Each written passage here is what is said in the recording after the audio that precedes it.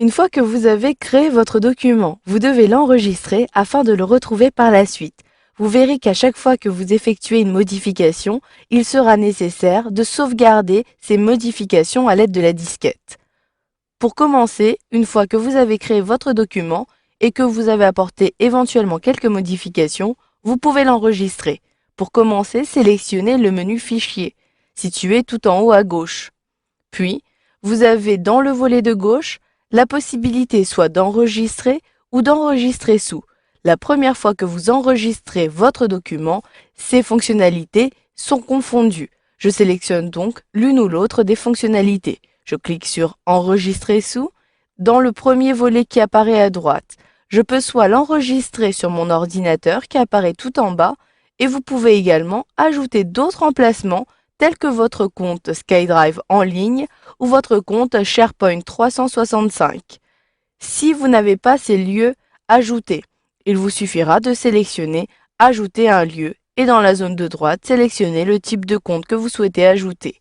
Pour l'instant, je souhaite sauvegarder mon document et mon projet sur mon ordinateur. Je clique donc sur Ordinateur dans le premier volet et à droite, je peux retrouver les emplacements que j'utilise régulièrement, tels que mon bureau, mon dossier projet, etc. Si vous ne retrouvez pas l'emplacement de sauvegarde de votre document, cliquez alors sur le bouton Parcourir pour accéder à un explorateur Windows.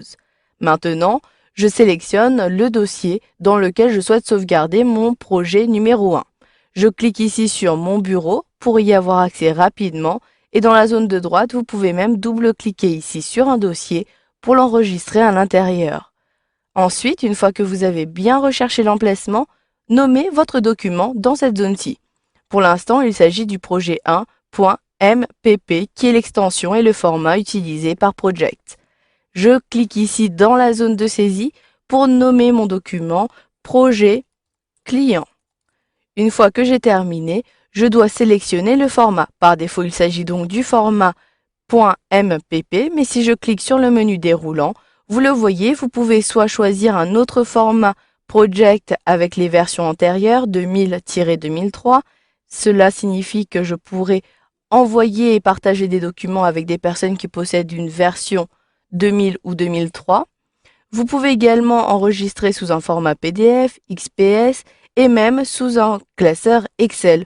Vous aurez ainsi vos données organisées à l'intérieur d'un tableau. Ici, je conserve Projet, puis je sélectionne tout simplement Enregistrer en bas à droite où vous pouvez appuyer sur la touche Entrée de votre clavier. Mon document est à présent sauvegardé, je le sais puisqu'en haut ici, j'ai le nom maintenant projetclient.mpp. Si j'apporte maintenant une modification, je supprime ici la dernière ligne. J'appuie sur la touche Supre de mon clavier et je souhaite maintenant quitter mon document. Je clique donc sur la croix située en haut à droite afin de fermer mon document. Un clic sur la croix, mais vous le voyez, je ne peux pas quitter comme cela Microsoft Project. Je dois confirmer avant cela les modifications que j'ai apportées. Si je souhaite quitter et enregistrer les modifications, je sélectionne oui. Si je souhaite quitter et ne pas prendre en compte ces modifications, cliquez alors sur non. Ou si vous ne souhaitez pas quitter le document, cliquez alors sur Annuler. Je sélectionne Annuler et je vous montre qu'il est possible d'enregistrer directement les modifications à partir de Project. Cliquez alors dans la barre d'outils d'accès rapide sur la disquette. Ainsi, vous enregistrez toutes les modifications que vous avez apportées. Vous le voyez dans l'étiquette qui est apparue, je sais que je peux utiliser les raccourcis clavier CTRL-S afin de gagner du temps pour la sauvegarde de mon document. Il en va de même depuis le menu Fichier. Il est possible dans le volet de gauche de retrouver la fonctionnalité Enregistrer. Je clique donc sur cette fonctionnalité et maintenant si je quitte mon document, je n'ai plus le message d'alerte et mon document est bien fermé. Je le retrouve ici sur mon bureau projetclient.mpp. Si je l'ouvre à nouveau, j'ai effectivement la modification qui a été prise en compte. Si vous souhaitez maintenant apporter des modifications sur votre projet, mais l'enregistrer en tant que copie, ainsi vous aurez un projet client numéro 1 et un projet client numéro 2. Cela est possible. Je souhaite donc ici apporter une modification. Je supprime la ligne numéro 4. Je sélectionne, j'appuie sur la touche Supre de mon clavier et maintenant, à la place de sélectionner la disquette ou enregistrer, je dois sélectionner Enregistrer sous. Cliquez alors sur Fichier, puis sur Enregistrer sous comme précédemment. Choisissez l'emplacement de sauvegarde. Je souhaite conserver le bureau, je sélectionne donc ce dossier récent et je saisis à la place de projet client 1, j'ajoute ici tout simplement le 2, puis je clique sur Enregistrer. Maintenant, si je quitte ici en cliquant sur la croix située en haut à droite, je retrouve cette fois-ci deux documents ici sur mon bureau. Si je les ouvre tous les deux comme cela en cliquant sur Ouvrir dans le menu contextuel, vous le voyez au bout d'un instant. J'ai ici le projet numéro 2 qui ne possède pas la ligne numéro 4. Par contre, si je navigue sur le projet client numéro 1, j'ai bien la ligne numéro 4. Vous pouvez avec la même méthode enregistrer donc votre document en ligne, ainsi avec une simple connexion, vous pourrez accéder à votre document. Ici, je vous conseille, si vous ne souhaitez pas enregistrer régulièrement votre document, d'avoir un enregistrement automatique.